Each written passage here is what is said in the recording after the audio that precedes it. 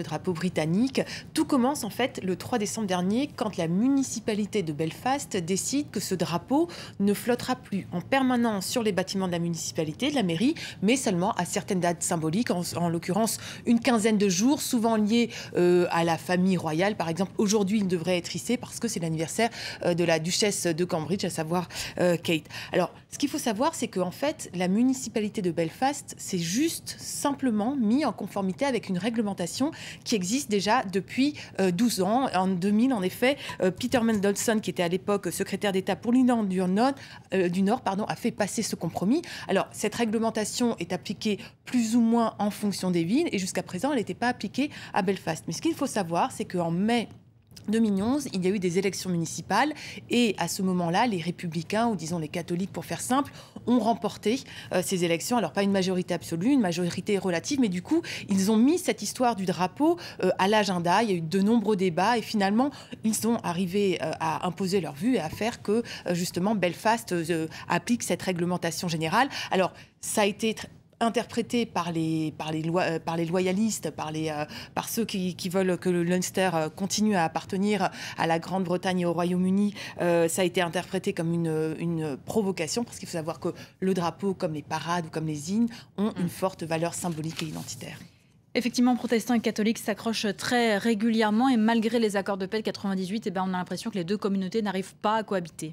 Oui, absolument. Finalement, l'intégration se fait de façon extrêmement difficile. Juste un petit chiffre pour rappeler que l'Irlande du Nord, l'Ulster, c'est 1,7 million d'habitants environ. Encore une majorité de protestants, 45%, 40% de catholiques, les autres se disent sans religion.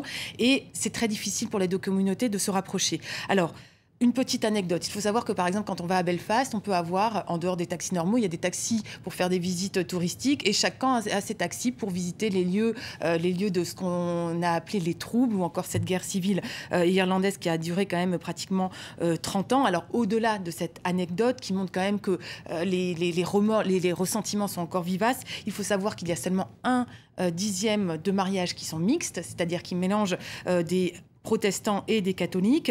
Et il faut savoir aussi que, par exemple, non seulement les quartiers restent encore divisés, mais il y a par exemple des clubs de sport dans chaque camp. Tout est un peu séparé, que ce soit aussi les centres commerciaux, au point que certains disent que ça ressemble à une situation, pas d'apartheid, mais en tout cas de ségrégation, comme ce qu'il y a pu y avoir en Afrique du Sud juste après la fin de l'apartheid officiellement. Et surtout, ce qui est grave, c'est qu'en matière d'éducation, il y a encore énormément de choses à faire. Il faut savoir que la plupart des écoles sont encore communautaires. Il y a très peu d'écoles intégrées, ce qui veut dire que, par exemple, aujourd'hui, la plupart des jeunes, ou en tout cas, il existe de nombreux jeunes qui ont 20 ans et qui n'ont jamais joué avec des jeunes du camp adverse. Il y a aussi un contexte économique qui ne facilite pas ce climat social.